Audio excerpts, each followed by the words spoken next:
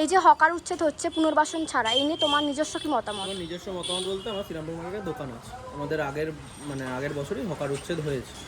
তো হকার উচ্ছেদ বলতে রেল লাইনের ধারে যে হকার উচ্ছেদের কথা সেটাই হয়েছিল। এবার আমার নিজের দোকানও রয়েছে, তো সেখানে ব্যক্তিগত অভিজ্ঞতা বলতে পারি যে আমাদের পুনর্বাসন ছাড়া হকার উচ্ছেদ তো এটা আমার মনে হয় না এটা ঠিক বলে। কারণ একটা লোক যখন একটা কাজ করে খাচ্ছে, সরকার কোনো জায়গা দিতে পারেনি বলেই সে একটা সে হকার। সরকার কোনো কাজ দিতে পারলে সে হকার রাস্তাঘাটে বসতো না। সরকারের উচিত একটা জায়গা একটা সেক্টর করে দেওয়া, তার কাজের জায়গাটা করে দিয়ে তারপরে একটা জায়গা দিয়ে তুলে দেওয়া হকার হিসাবে। তো এটা যতক্ষণ সরকার একটা কাজের জায়গা তাকে দিতে পারছে, পুনর্বাসন দিতে পারছে, ততক্ষণ সরকারের কোনো অধিকার নেই সেখান দিয়ে তুলে দেওয়া। এটা আমার নিজস্ব ব্যক্তিগত মতো, আমার দোকান সেই হিসাবে রয়েছে, তাই এটা আমি বলতে পারি। আর এছাড়া আমাদের যে বামপন্থী সংগঠনগুলো রয়েছে বিভিন্ন জায়গা দিয়ে তারা যে সিআইটিউ বিভিন্নভাবে কেস করেছে। আপনারা এর খবরেও দেখলাম রিসেন্ট বিকাশ রঞ্জন ভট্টাচার্য একটা কেসে জিতেছেনও। আমাদের হকার উচ্ছেদ আপাতত কলকাতা হাইকোর্ট রায় দিয়েছে যে আপাতত স্থগিত রেলের আন্ডারে যে হকারগুলো রয়েছে। তো এই এই জটিল আইনি যে পদক্ষেপ সাধুবাদ জানাচ্ছি, এতে আমাদের উপকার হলো। এই যে পুনর্বাসন ছাড়া হকারদের উচ্ছেদ করা হচ্ছে, তার জন্য এসএফআইরা মিছিল করছে, এই নিয়ে তোমার নিজস্ব কি মতামত?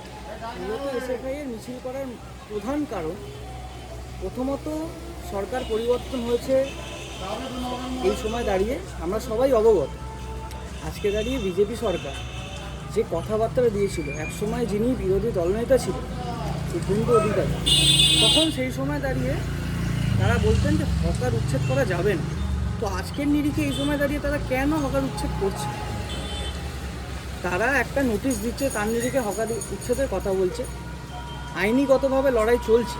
কিন্তু আমরা যেহেতু ভারতের ছাত্র ফেডারেশন, আপনি যে প্রশ্নটা করলেন যে আমরা লড়াইটা কেন করছি, হকার উচ্ছেদ কেন আমরা সমর্থন করতে যাব, আমাদের মূল কথা একটাই, যারা যারা হকার উচ্ছেদ যাদের হচ্ছে তাদের অভ্যন্তরে যারা হকার, তাদের তো ছেলে, তারা তো দিনের শেষে এসবাই করতেই পারে, বা তারাও দিনের শেষে ছাত্র রাজনীতির অভ্যন্তরে থাকতে পারে, বা তারা ছাত্র। মূল কথা হলো এসবাই বরাবরই ছাত্রছাত্রীদের স্বার্থে লড়াই করে। ছাত্রছাত্রীদের অভ্যন্তরে তাদের বাড়ির দেখছি যে বাড়ির লোকেদের সাথে অন্যায় হচ্ছে, তো আমরা সেই জায়গায় দাঁড়িয়ে কীভাবে বসে থাকতে পারি?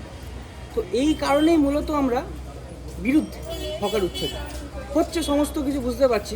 এবার এই সময় দাঁড়িয়ে অনেক জায়গায়, যাদবপুর থেকে ডানকুনি সমস্ত জায়গায় আপনি বালি দেখতে পারেন, উত্তরপাড়া দেখতে পারেন, প্রত্যেকটা জায়গায় যে ভেঙে দিচ্ছে হঠাৎ করে, রাতের অন্ধকারে কেন ভাঙতে যাচ্ছে, এটাই হলো মূল কথা। আপনারা যেগুলো যেগুলো বলতে চাইছে তৎকালীন এই সময় দাঁড়িয়ে বিজেপি সরকার, সেটা কেন্দ্রীয় হোক বা এখানে রাজ্য সরকার, রেলগতভাবে যেটা বলতে চাইছে, আমরা এই কারণে সমর্থন করছি না, যেখানে ওদের একটা নির্দিষ্ট সময় দিই, সময় দেওয়ার আগে কেন ভেঙে দিই, আমরা এই জন্য তীব্র ধিক্কার জানাচ্ছি। আর তার সাথে আমরা যেখানে যেখানে জানতে পারছি যে তাদের কোনো সমস্যা হচ্ছে, আমরা ছাত্রগতভাবে ভারতের ছাত্র ফেডারেশন তাদের পাশে দাঁড়াচ্ছি এবং তাদের পড়াশোনা থেকে সমস্ত কিছু যা সমস্যা সেইগুলো সমাধান করার চেষ্টা করছি।